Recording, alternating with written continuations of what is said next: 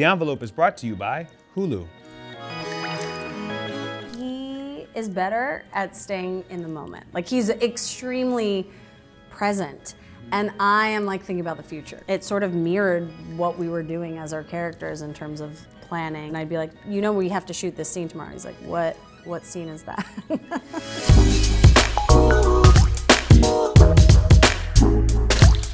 Hi everyone, we're deep in the heart of Emmy season, which means we're back with the Envelope podcast. Thanks so much for joining us. I'm one of your hosts, Yvonne Villarreal, and I'm here with my friends, Sean Finney and Mark Olson. Thanks for joining me. Yes, we're back. So Did we leave? No. No, we've just been in this room. Been in this room. And look, I know what you guys are thinking. Emmys, again, didn't we just do this? Yes. But the ceremony in January was actually a result of delays from the dual writers and actors strike. So this is actually the ceremony for this year.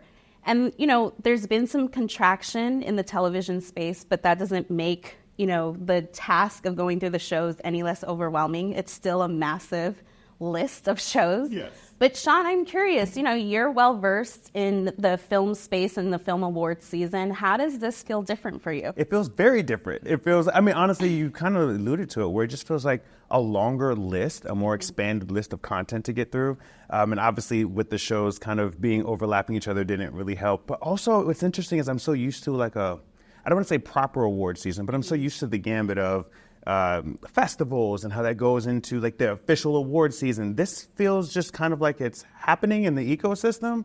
And then from an administrative standpoint, I can't help but think about it. When you think about the Film Academy, it's 11,000 plus members around the world, about 24 different categories, and about 19 different disciplines within the organization. This, I believe, has 24,000 plus members, 40 plus categories, and about 31 different disciplines 30 plus different disciplines that the body represents. So from an administrative standpoint, it is almost as equal to how expansive it is to me from just getting through the content.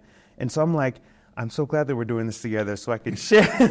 You made all that feel like an SAT question. I don't know if I can keep up with the numbers, but Mark, how are you feeling? Well, for me, as someone who's more versed in the movie world, the thing that is confusing, Sean, I think you're just saying, is how award season to me means festivals, all these other award shows kind of leading up to it. And it's so interesting to me how even the Golden Globes, the SAG Awards, some of these other award shows that do give out television awards are still essentially in the runway to the Oscars. And so there isn't really events or aren't stops along the way on our way to the Emmys. So it's just we're doing this, all the talent is out there doing their FIC events and everything. And then the Emmys happen. There's not going to be as much buildup. And I don't know how you feel, but it seems like it also makes, for better or for worse, the horse race aspect of this of who's really competing, who's really got a shot here, who should we really be talking about, or who are we overlooking? Right. That feels much more in some ways just up to journalists and what they're going to be covering. And so it makes the whole process feel a little more amorphous to me. That's why it's so hard to get new shows in the mix, because it is easier to go off what we know, at least on the voter side, I would imagine. This year we've lost Succession, we've lost Better Call Saul, and then, some of the shows that were regularly in contention, like The White Lotus, they didn't have new seasons during this time. So it does leave a little bit of room for new shows like Mr. and Mrs. Smith or whatever. And, we've lost a few comedies, so it will be interesting who gets sort of in the mix. And, we talked earlier, too, about, the blurring of categories and what can, be considered a drama or comedy. Yeah. How are you feeling about that? I'm just glad that there's a comedy category. So I'll just say that. I'm just glad there's a comedy category. But for me, it's interesting because you're what is the defining, kind of what I think you were alluding to, even eligibility, where it's what is this eligible for? Mm-hmm. And then who gets to decide and when does that change? Mm-hmm. But to me, I'm getting used to all of these categories. Is my honest answer. But Mark, one of the things I thought you mentioned that was great is the SAG Awards, the Golden Globes, you think about the Oscars, you kind of feel like that prediction list that you start to see culminating and just going around is different. But also film, because for film to qualify, it has to be in the theater. Mm-hmm. And so there's still sometimes a community experience where you're able to see how other people are reacting. But for TV, for me, it's more a singular experience. Mm-hmm. And so that's also been interesting. And you're committing more time to that singular experience. I mean, I know some movies go 3 hours now, but with, TV shows, you're still dedicating 8 hours, 10 hours of your life to it if you're doing it right. Yes, if you're doing it right. If you're doing it right. But, with our next few episodes, we got a lot of great contenders that are in the running. And Mark, why don't you talk to us about who you spoke with this week? I talked to Maya Erskine, one of the stars of Mr. and Mrs. Smith. Having kind of first broken through playing an awkward teenage version of herself in the semi-autobiographical Pen 15, this is a very different Maya Erskine and Mr. and Mrs. Smith. Here she's like this very capable, stylish, sexy, like secret agent who takes on a new job, and she's paired with a partner played by Donald Glover, who's co-creator of the show. And, they begin as a professional relationship that becomes a more personal relationship. And it's really interesting how the show, it begins similar to the movie that it's based on as this kind of,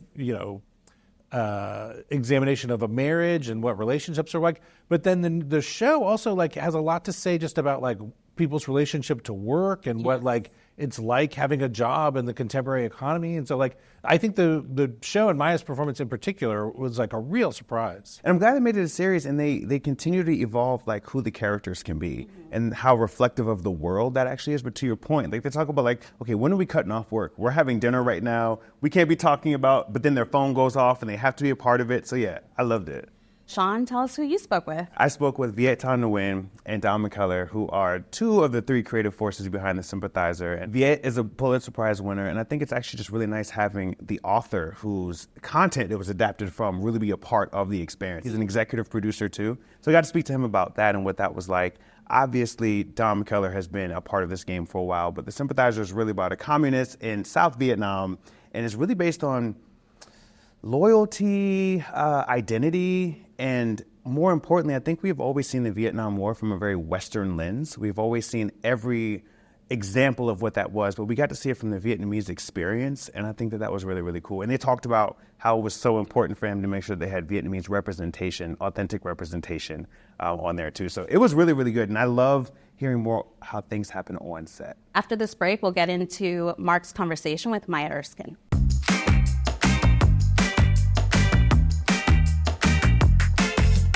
For the Los Angeles Times and The Envelope, I'm Mark Olson. And I'm here today with Maya Erskine, one of the stars of Mr. and Mrs. Smith. Thank you so much for joining us. Thank you for having me. On the show, your sort of employer always opens all their messages with hi, and you begin referring to them as hi. And I have to confess, watching the show, I began compulsively saying hi, and I don't know if other people have had this response. They have actually. There have been multiple people. A lot of the crew members were saying hi when we would just be saying our salutations and be hi. But then it sort of tapered out by the end. And now, in remaking the 2005 movie, Mr. and Mrs. Smith, I think people expected for it to be sort of an examination of marriage. But one of the things that I think has made this version feel so fresh and really contemporary is it also is very much an examination of work and sort of the gig economy and people having kind of transient jobs nowadays. And was that something that jumped out to you when you first were reading the scripts? Not originally. I mean, I only got to see, really they only described it to me when I first was being talked to about it. And so the way that it was initially described was actually a cross of scenes from a marriage and Annie Hall. It was actually, the focus was so much on the relationship. And so then as we were filming it and the scripts were being written, then I started to see oh yeah, it is showing this other side of work and these temporary jobs, and then also sort of what it's like to be in work with your spouse. You got excited about that as it was that part of it was coming out? Yeah, and also I knew where it was headed. I knew what the goalposts were going to be, of the first time you date someone, the first time you go on a trip with them, and I knew that. But I feel as they kept writing it and as we kept filming it, it would get deeper into the dynamics of what it means when the woman maybe is saving the man constantly or doing a little bit better or getting a promotion. How does that affect the the relationship, and that was exciting to me. And there's something really glamorous and sort of luxurious about the world of the show. In a lot of ways, and I know this has been some of the writing around the show has been about this too, that like it just highlights how like impossibly out of reach that is for many people and will be for most people. And again, was that something that you all were like talking about, or like how did you kind of respond to the sort of like the world that the show exists in? Yeah, I mean, it was in the first moments of the pilot, you know, you're walking into this impossible to attain brownstone in New York, West Village, that, you know, I'll never step my foot into, and the closet and all these clothes, and even just the filming aspect of it for me felt like such a big, hard to attain place to be, because we were filming in Italy and like in the Alps, and we were filming in Lake Como, and it was just this like massive production and this really high production value, and it's just little old us like in these shots that are grand and sweeping. And so yeah, it sort of started to mirror the actual like acting of it and the action of filming the show.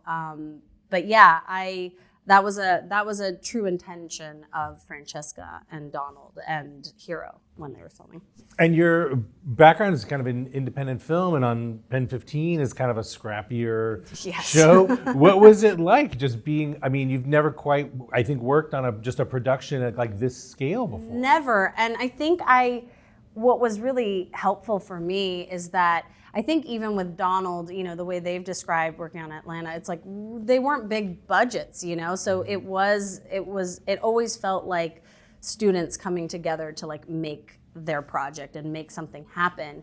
And what I was so nervous of was when something is really big, you can sometimes lose touch with that sort of fire and that passion to like really make sure we get every shot that we want. And that was never gone. Like that, it was present from the whole time, from the beginning to the end. It was wild because I've talked about this before, but Fran, Hero, and Donald and I were like walking on the street on like one of the first days. It was in Tribeca. It was a night shoot. There were huge cranes, huge lights everywhere, and we were just like, this is for us. And so it felt like being a kid in a candy shop the whole time. But we never lost that drive, I'd say, to like really make it as specific and nuanced and as good as we possibly could. Donald Glover, your co-star and the co-creator of the show, his public persona is very enigmatic. And I'm like curious what it's like for you to then meet him in a bit of a rush and in a lot of ways like get to know him through the course of making the show. He surprised me so much because he's so easy to get along with. He's so warm and so down to earth and passionate, and I was definitely intimidated at first, but it worked out well because, you know, in the beginning of the show, we don't know each other. We're strangers, and so I think it lended itself really well to the chemistry of just getting to know each other, and we were kind of having our professional faces on in the beginning, but then as we were filming, there was so much modulating of like, how much are you revealing? How vulnerable are you getting with each other? And we were constantly playing with that. So at some point, Donald and I just started sharing embarrassing stories about ourselves to each other. And it was like, oh, okay, good.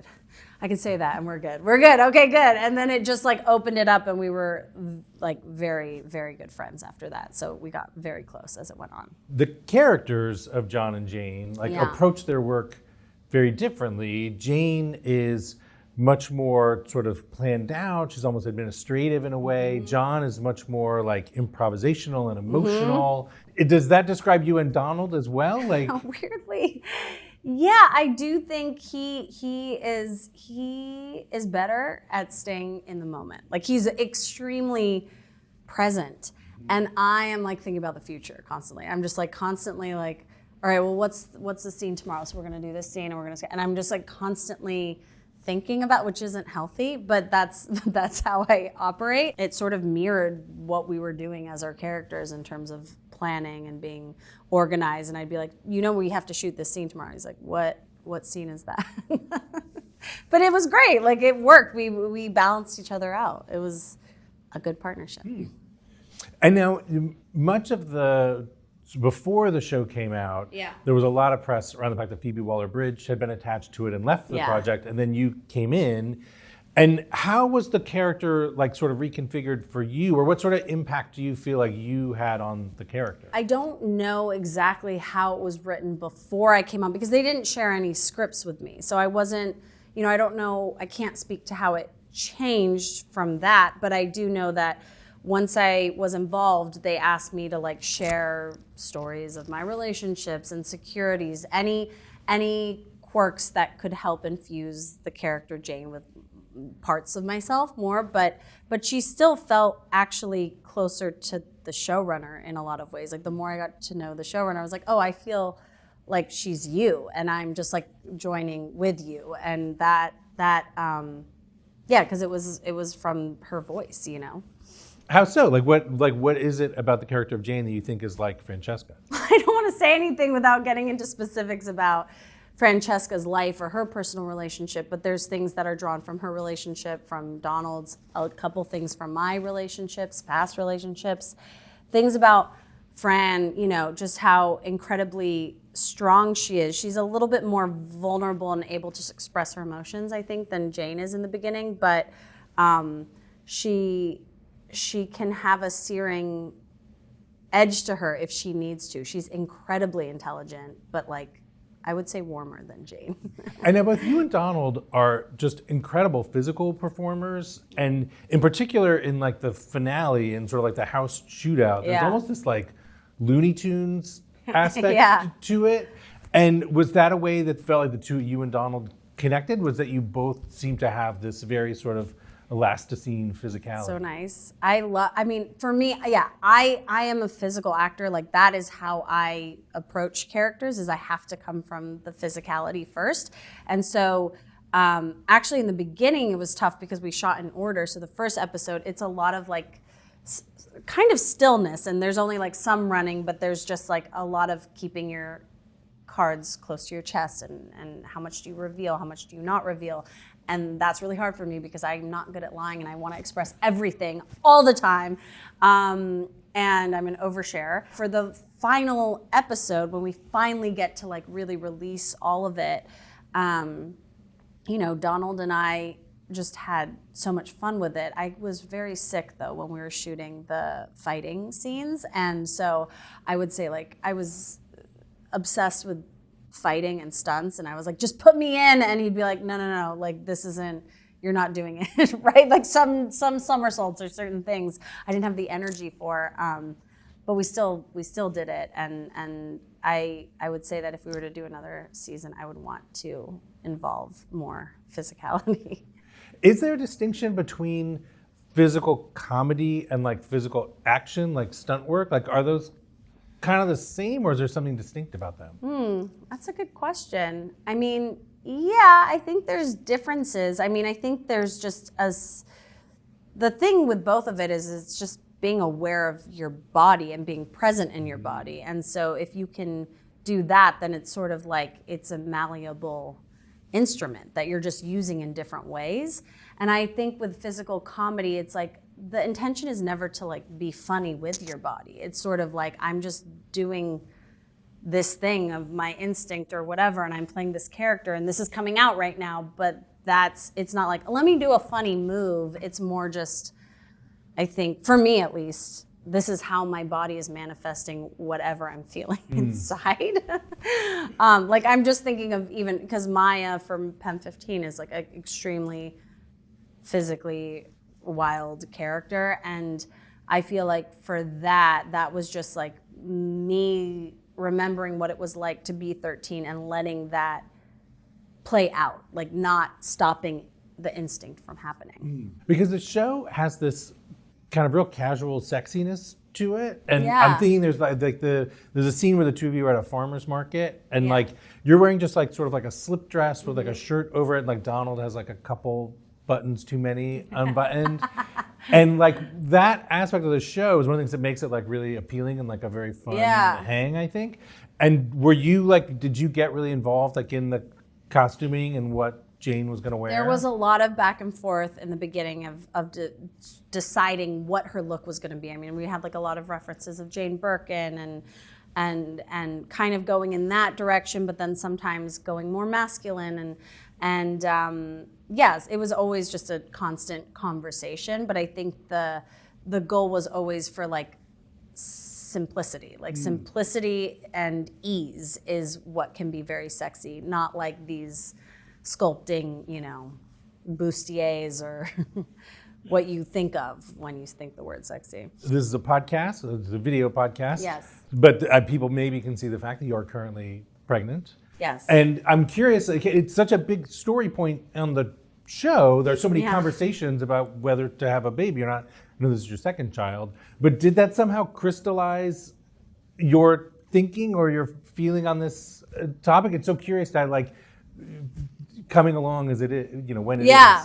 I mean, no, I think I always knew I wanted to have more kids. And so when filming it, it was more just about the challenge of having to represent the other side in the fight, of just, I don't want kids, and trying to get in that mindset of what that feels like, and just trying to, she comes up with reasonable justifications for why she doesn't want to have kids.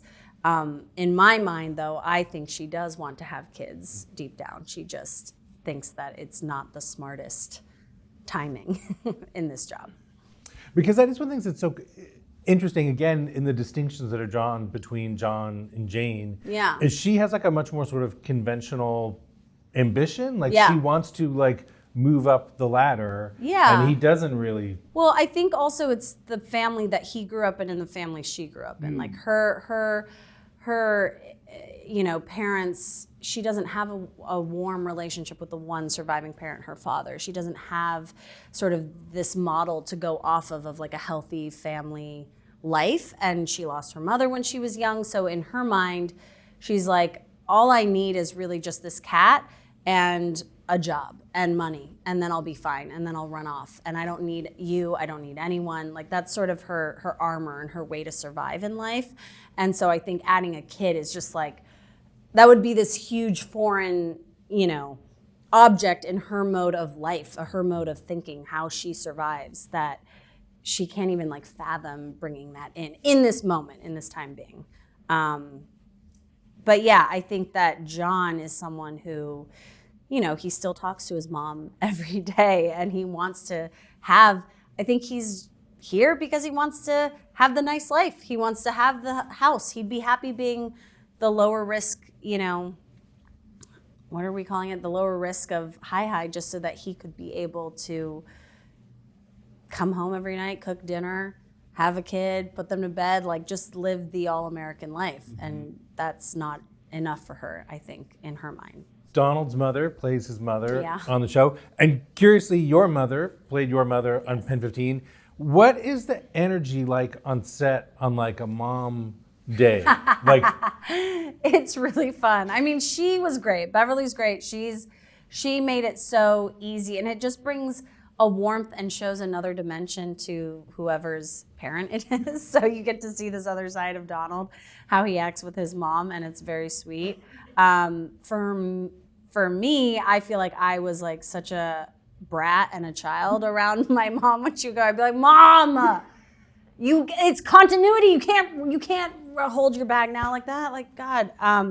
But I love having family on set, and it was a very family-oriented show because we all had kids. And now, as we're recording this, coming up is going to be the Tribeca Film Festival, and your husband, Michael Angarano, has a film, Sacramento, that's premiering there that you're in. Mm-hmm. And now, as I understand it, the two of you met, talk through the process of making this movie. Yeah, well, we met actually, so I hadn't even met him. This was years ago. He had offered me a part in it, and then I said yes because I was a fan of the script and of his work, and then we didn't meet for like months, and then finally we had a meeting, and then just kept kind of hanging out, and the movie didn't get made till after we had a kid and we're together. So, but what's crazy is that the movie is about us meeting and having a kid, and then it actually happened. But it must be wild that like the specter of this movie, like I would imagine, like represents like a definite like chapter in your relationship, and like the fact that this movie is actually now like done and soon to be in the world. Like, I'm just so curious, like what that does for the two of you. It's almost like you're like in a new phase of life. It's a really touching, beautiful part of our life. I mean, it's really like, it was so lovely making the film. It was so nice, you know, when he did the buyer's screening, actually. I don't know if I can talk about that, but it was on our son's birthday, and like it was just that there were just so many like moments that we would look at each other like, wow, this brought us together. This is our family. This is our life now. And he did such a beautiful job directing it and making it, and I'm just so proud of him. And now to get back to talking about the show, did you have like a map, or how did you sort of determine the extent to which Jane and John had like a real relationship at any point in the show? Because it does seem like at first they're sort of play acting as a couple because that's their job, but then it quickly becomes a real relationship. There's a one scene in particular after he's like been out in the snow, the bathtub scene, where you say, you know, I really, really care for you. And like the emphasis of like the two reallys was to me very emotional and like really startling. And I'm just curious, like for you, like how did you kind of decide like how much she did or didn't care for him, or really was or was not in the relationship at any moment? Yeah, well, what's interesting is that episode we filmed actually at the end of the whole series. That was the one that was, you know, out of order the most. So we were like very comfortable with each other by that point. And that scene in particular, I'm so glad you mentioned it, that came from a real moment that happened between Donald and his wife when there was that sort of defining scene of, wow, I know, but I really, really care about you. Like it's frightening, and I don't like how much I care about you. It was tough to sort of figure out how close they get, how fast, because we are jumping in time. And so I was always very careful about wanting to make sure I wasn't either exposing too much or being too intimate. Sometimes we would have too much chemistry and it would seem like we're like we're a couple already, but we're just starting. Like, what is it like when you first get in a relationship with someone? What is it like when you travel with someone and you fart in front of them for the first time, or they see you brushing your teeth, and all of these intimacies? For me, that was my favorite part of the filming, was just finding all of those like nuanced moments and those touchstones.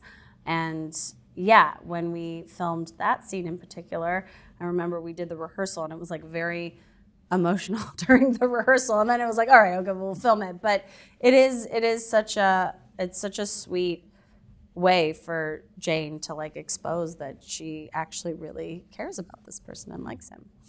As genuine and emotional as the show can be, it also is extremely credible as just like a fun action show. For sure. And the Lake Como scene, episode in particular with Ron Perlman, like in particular the whole sort of like chase sequence where you're like up and down, a lot of stairs, and what was it like shooting that sequence? That was hard. No, I mean, it was great. It's wild how action sequences, how you have to film them and how many times, and if you're in a car, that you can shoot a car 4 different times. So you're shooting in a real car with someone driving on top and controlling it, or you're shooting on a stage, or you're shooting on, there's like so many times you're filming it, so it can feel very mechanical and exhausting, but it's also, for me, freeing, because sometimes it's nice to not have to think at all in a lot of ways, and you're just in your body.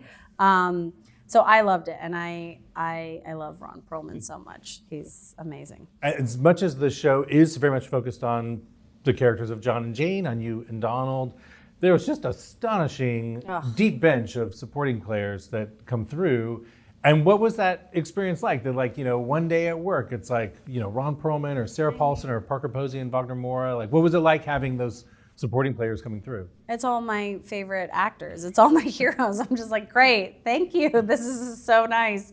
I mean, it's one thing to have watched them all, like I've watched so many of their movies and shows.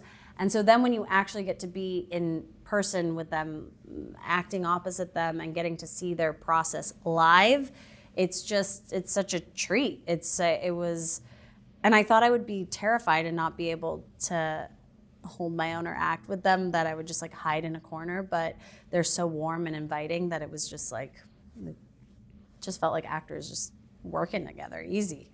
Do you feel like you learned anything? Like, can you steal anything from Parker Posey? I love how she just goes into it. Like, I love that she's not very precious in between. She's kind of just like talking and we're just hanging out, and then all of a sudden can just like sort of jump in. But her energy is always really up and really, she just gives something different every time. So, I mean, that's what I saw, and that's what I try to do, yeah. And now you mentioned the possibility of a second season, and I've heard you in some other interviews having to be somewhat politely evasive on this question. I know. What can you or can you not say? Because I've heard you say that you know some things. And you can't say that to a group of journalists. I'm sorry. I'm not good at that. I mean, they could change it though. I don't know. They could change whatever they told me. I think it's going to be even better than the first. That's what I would say. It's very exciting what they have in store. The way the show ends on such a kind of ambiguous note, were you surprised by that ending, or what do you make of the ending that they may or may not have made it out of this panic room? One of them may have survived. Like, I loved that ending. I love it. I mean, I love the also seeing the shots outside, the way they described it to me. It was like heaven for me. Fran had described this once, where Francesca Sloan, the showrunner, she said, it depends how you look at life. Like, if you're glass half full or glass half empty, how do you look at it? Maybe they both survive, or maybe one survives, maybe just Jane survives, maybe just Donald survives, John, I mean. So I have my own feelings of what I think happened, but it might not coincide with what is going to happen in the second season. But I think it's a brilliant ending. I loved it. so are you a glass half full or glass half empty kind of person? Oh man, I am a glass half empty kind of person, but I also thought this was only going to be one season, if I'm going to be honest. Like, I really did think it was I thought it was a limited series. So I was like, oh, it's just one and done. So I thought that they both died, but I don't know what happened. But it can't be the fact of the show. Like, people want a second season. Yeah, I mean, I'm not saying that's what happened or that's not what did happen. I'm just saying that's where my mind went. But yeah, I think Jane survives in that. Yeah. I have to ask you, so in the course of the show, Jane, as you said, doesn't really have any family, just has this cat. And then in the final episode, the cat gets shot in a firefight. I myself have a cat. I'm ridiculously attached to my cat. And so that's messed up. You can't do that. But it wasn't him. But she thought it was. But yeah, it's crossing a line. I know. It's dark. But it has to go to that place in order for them to hate each other that much, to want to kill each other. It has to get that dirty, I think. Maya Erskine, thank you so much for joining us today. This has just been a terrific conversation. Thanks for having me. After the break, we'll have Sean's interview with Viet Thanh Nguyen and Don McKellar from The Sympathizer. Thank you all for joining. Thank you. Yeah, we should start with you because it starts with you. I would hope so. Yeah, I would hope so too. It starts with you. I love the idea of you telling an honest global story to a global audience. And my question to you is two parts. A, did you think any of your books would be adapted? And did you think it would be this one? Honestly, no, never. Never? Never, because I was telling a story that was going to be as honest as I possibly could make it, and setting out to offend everybody. Yeah. But if any book was going to be adapted, it was going to be this one, because it was the way that people understand it is that it's a Vietnam War story. It's a lot more than that, but that's the hook. And Americans have an obsession with the Vietnam War, and I think the reason why that's important is because even though it's an American story for Americans, because of Americans' power, it becomes a global story. And your role into executive producing as well. I'm so curious of how would you summarize your experience as an executive producer? It's been surprisingly good, because I think I know how bad it can possibly get, but working with people like Don was really amazing.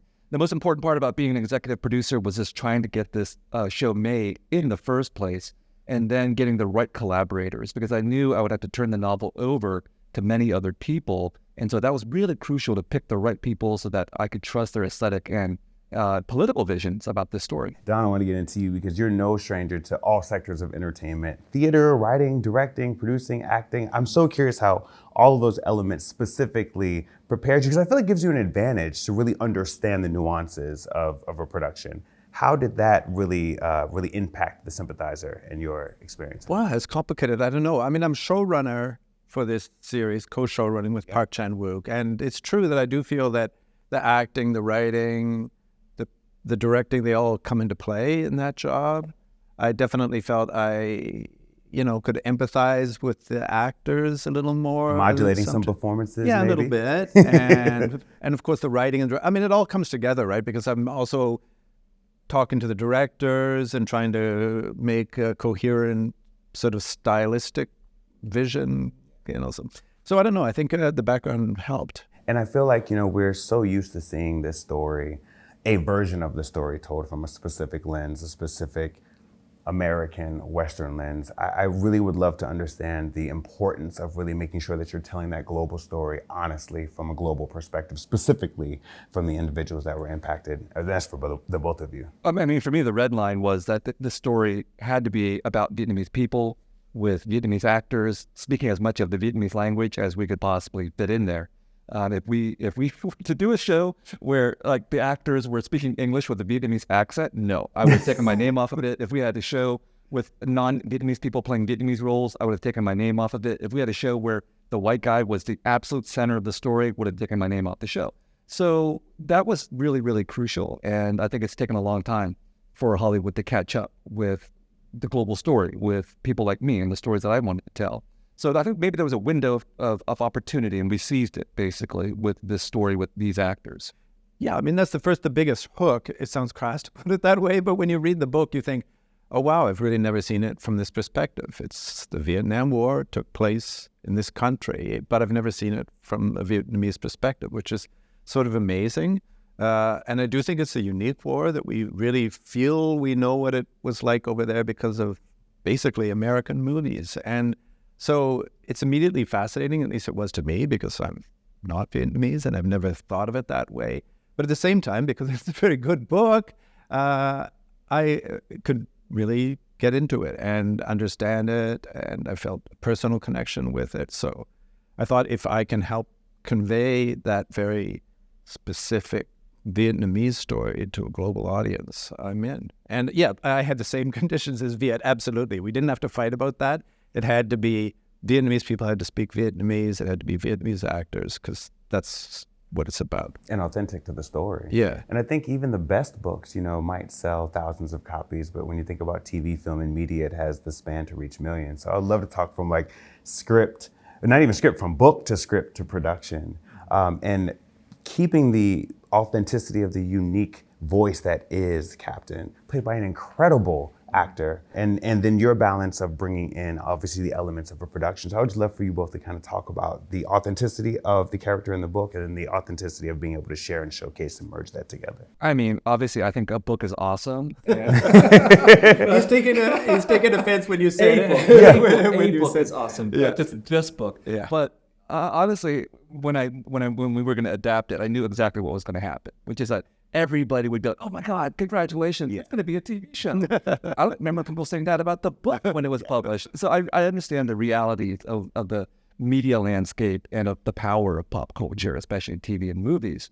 So there was a real responsibility on my part to try to get it as faithful to the novel as possible, but yet also allow the collaborators to realize their visions cinematically at the same time. So that was really important, and Don's been a good collaborator. I remember our first meeting at a hotel where we sat down and we discussed how are we going to turn this novel, break it down into however many episodes. And so we spent time talking about the story arc and however many episodes. And Don, I still haven't forgiven you. You said 7 episodes was the right number. Yeah. And I get paid per episode. You're like, let's just make this ongoing. It never ends. But then Don really took over as obviously the head writer, co-showrunner, assembled the writer's room. That was a really interesting process for me to see how he did that. Yeah, I mean, it's of course scary adapting a book. It is. A Pulitzer Prize for winning. me, I really I'm impressed by. I'm sort of intimidated by that. I love the book, and it's impressive as a book. But on the other hand, as he said, that it's full of pop cultural references. It's full of really cinematic sequences, even in the book. So right away, I thought, okay, he's not going to be some stuffy writer who will poo-poo, what ideas that come up that we think are cool cinematic ideas. That's part of it because it's about storytelling. It's about how we've perceived the Vietnam War through stories. So if he wasn't open to that, we would have had a problem too. So, that collaboration went both ways. And I know the authenticity of it is so important and the integrity of it, but I believe that you were going to shoot it in Vietnam, but ended up shooting in Thailand, was it? What was it like? Oh, we tried to shoot it in Vietnam. Definitely, we tried pretty hard, but we weren't exactly rejected. The book is it actually banned? Can I say that, or it just is? I think the book is soft banned. I mean, yeah, official list of banned books as far as I'm aware, but we've had a translation for about 7 or 8 years, and we can't get permission to publish the actual translation. The book is really well known in Vietnam, that's for sure. Everyone I talked to knew it, but it's not officially published in Vietnamese. So it's complicated, and we weren't officially banned either from shooting in Vietnam, but there was a lot of bureaucracy and a lot of, it was going to take time. They made that very clear. And and the fortunate thing is Thailand is very well structured.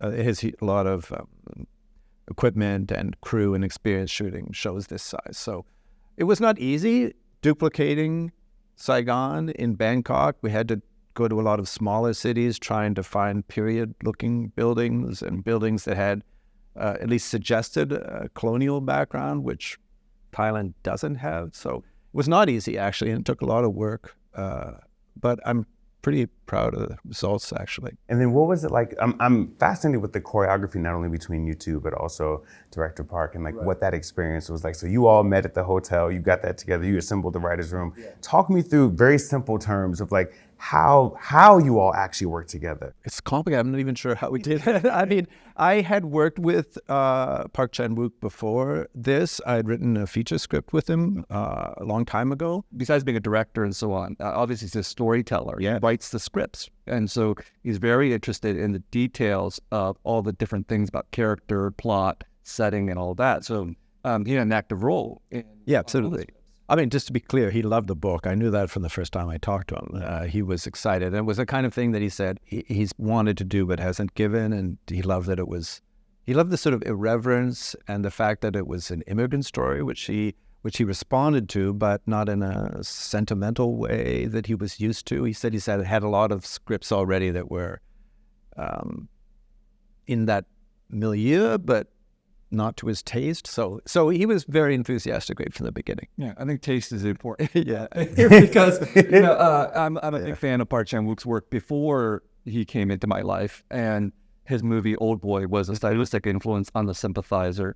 And then I saw The Handmaiden well after The Sympathizer was published, and I thought, wow, the visual language that he has, the spectacular imagery that he deploys, and his understanding of history, colonialism, politics, warfare, imperialism. I mean, this is the word he used. Yeah. We did an interview together for the Emmys, and someone asked him, well, what drew you to this book? And he said, you can draw parallels between Korea and Vietnam in the 20th century. Mm-hmm. And he used the word imperialism. He was in, Yeah, to be honest, that it wasn't until he was involved that I really thought I could see the voice of the book being translated onto screen. It immediately made sense to me because of his politics and just his style, and his sort of fearlessness. So yeah, I thought, okay, that makes sense to me.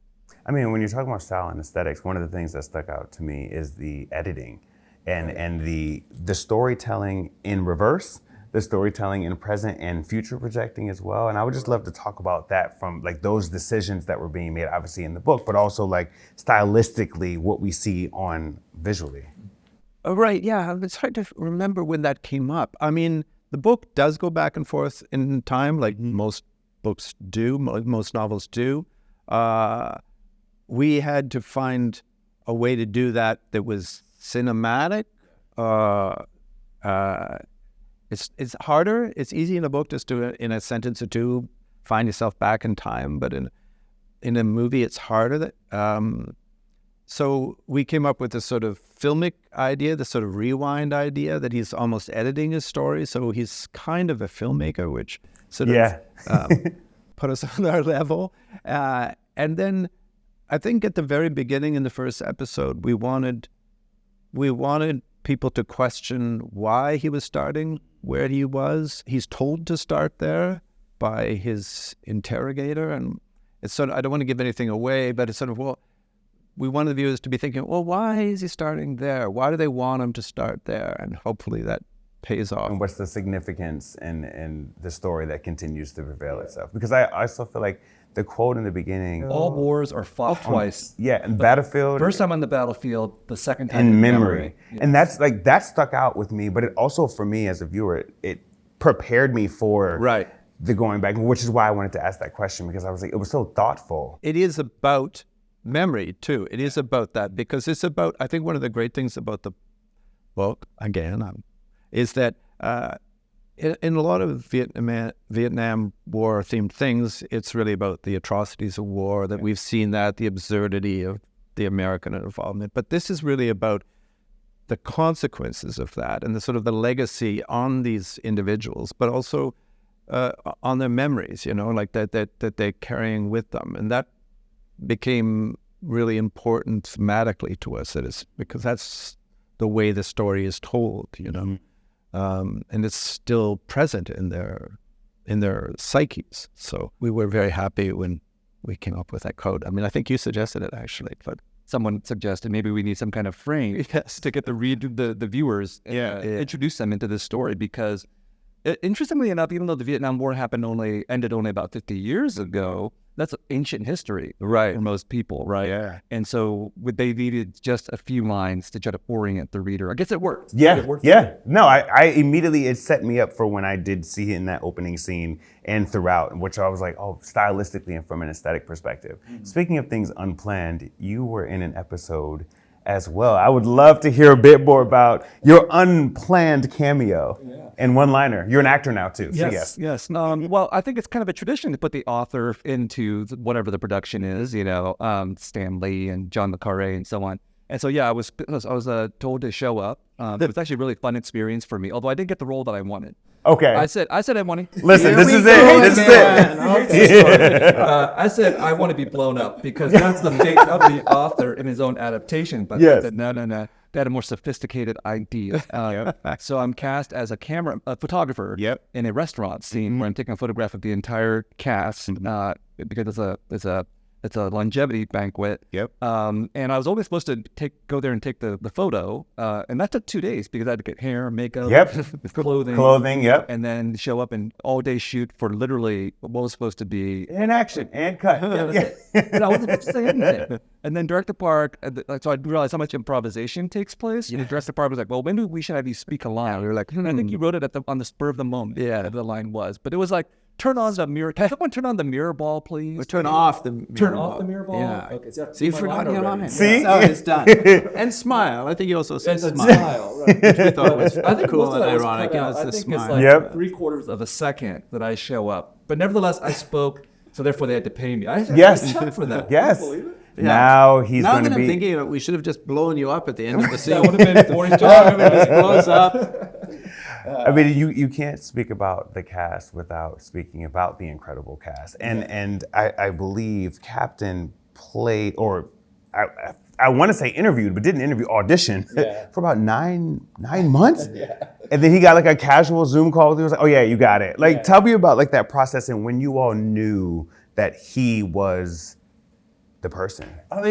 It's a big role. He really does carry this series. Like in the book, it's from his perspective. He was in every day except for one, and in that day there was an actor playing him as a child. So he is really in all over it. So we knew we had to get someone really good.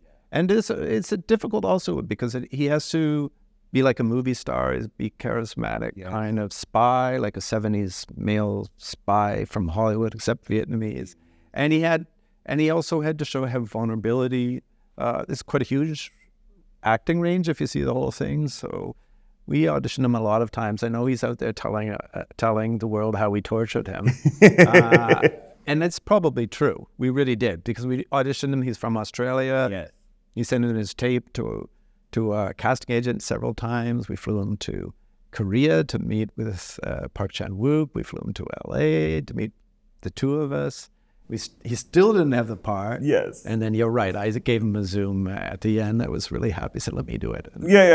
And, and he's amazing, you know. Incredible. Yeah. Incredible how he characters, Yeah. how he... Now that I see him, I don't know why it took us so long, but of course we had to have everyone on board. I think it's very meta because, as you know from the very first few minutes of the first episode, he's being tortured. Yes. Or he's being interrogated. Yeah. He's constantly being asked to repeat, revise, do over to the satisfaction of his interrogator. These guys. Yeah. I did say in that final Zoom call when I gave him the part, I said, remember how you feel now? Because you can use that as a sense memory. Yes. You know, like, yeah. But I mean, I feel like you're right. The range that he played, you know, the relationships that he had, his own family, complexities, identity and duality, and then him having to like go to America, but like not want to go to America, but kind of always wanted to go to, like all of these different nuances that played in. Yeah. I mean, in the incredible Robert Downey Jr., the Academy Award winning Robert Downey Jr. playing multiple roles. Like, was he always going to play multiple roles from the beginning? Did that develop as, like, how? Just give me anything. That was all Park Chan-wook. Yeah. I mean, literally at that meeting where he suggested different things to do to my At novel. that dinner, was it? I think it might have been. No, that dinner at your house. So then he said, oh, look, what if we made one white guy play all the white guys? And everyone was like, wow, that's a stroke of genius. We like that. Like we discussed it before. He didn't come up accidentally, and we were a little afraid that what Viet would say. Because it's a kind of crazy idea. Captain, we were hoping you'd help us by helping his new movie to ensure its cultural integrity. Yeah, what he said. Act as an interpreter of sorts, a mediator between the two worlds, Oriental and Occidental. The General speaks so highly of you, Captain. You know, the half and half will give 100% to do whatever is necessary. Right now, what seems necessary is to demand an apology for the insult I just received. Cool your jets, kid. There's no apology coming. But I am going to give you the opportunity of your fucking life. I don't take an opportunity over an apology 8 days a week. Doesn't sound like such a bad deal. Looks like we just sealed the deal there.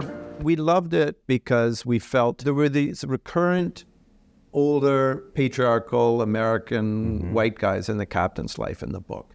And they come up almost as a sort of motif. They're all very different. They're all very different ideologically. But at one point in the book, they are all literally represented as all in the same club. Yeah. You know, they're all, and we wanted to show that that's not an accident, that there's similarity, that they're all complicit in a way, and that they're all working together in some way, even more than they understand. So he came up with this idea of making it one actor and making that sort of the thematic point. And there's also a sort of psychological point that comes up as the episode continues, how the captain perceives them all and how he deals with them all. So he suggested the idea to me, and I was like, that's amazing. But let's see what Viet thinks. Incredible performance there. And one of the things going back to Captain is, I believe, Hao Zhang is, he's Australian, but he didn't speak Vietnamese. And so then he was like in a crash course to like learn. Talk to me about that process. Because like you said, it was important to be able to center Vietnamese actors speaking Vietnamese.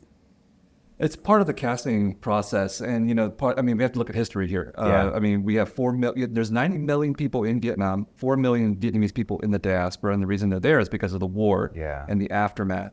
And you're doing the global search for actors and everything, and the criteria is pretty specific. They have to be Vietnamese origin of some kind, and they have to be fluent in English, and they have to be able to speak Vietnamese, and they have to be the right age, which for the Blood Brothers is around their early 30s.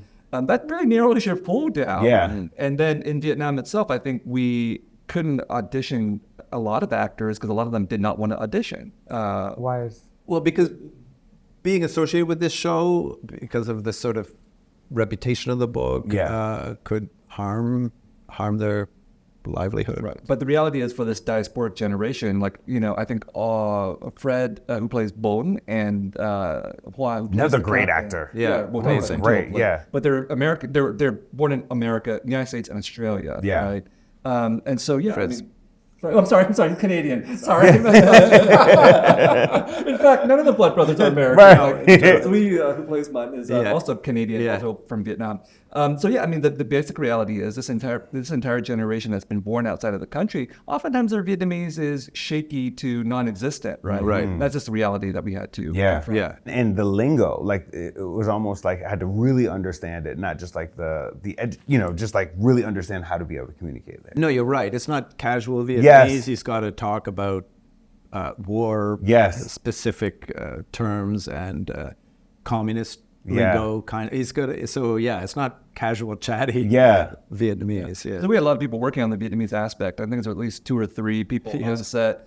At least one person working on the script off set. Yes. My former Vietnamese language professor, was consulting after everything was done with the ADR. Yeah. There was at least a dozen Vietnamese actors on the ADR Yes. trying to do things after the shooting was finished. Yeah, and plus Vietnamese continuity person, Vietnamese editor. So we, like at every level, we had people watching and scrutinizing. He did speak some Vietnamese, but not a lot, right? And Not enough for the full breadth of, of of what so the we role had to required. Work hard. What would be success for you, for both of you, for this show? I mean, because like as a viewer, success for me is seeing the different range of perspectives. But I'm curious what success means as it relates. Well, I'm sure from HBO's point of view, there has to be about metrics. Of course.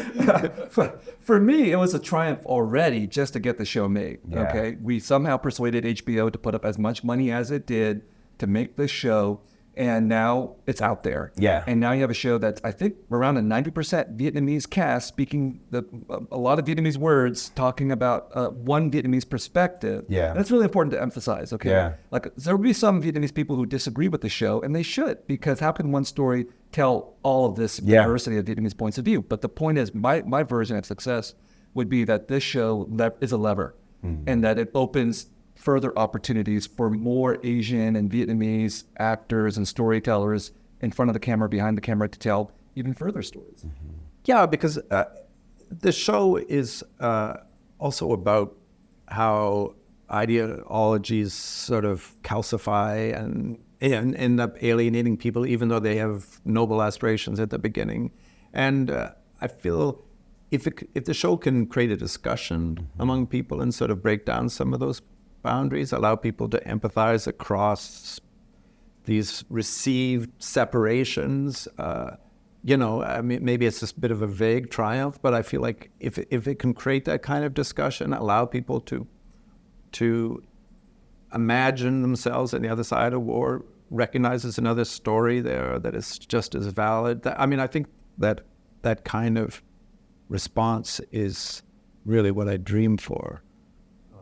Both within the Vietnamese community and certainly outside it too, Especially after, like you said, 50 years. But 50 years of a story being told one way. Yes. In media, which reaches, as we said, millions of people, to be able to say, hey, well, there's also this perspective. Yes, hopefully for the current wars happening now, we don't have to wait 50 years before we start imagining the other side. It's so cynical, you see. Well, much like this show, I want to start with you and end with you. To keep in theme. No, you're right. He gets the first and the last word. You've spoken a lot about just like historical context and trauma, and is it history or is it trauma? And you've also spoken very publicly about your mom and her experiences. What do you think she would view of this show and what she would think about it? Wow, that's amazing. Well, that's a great question.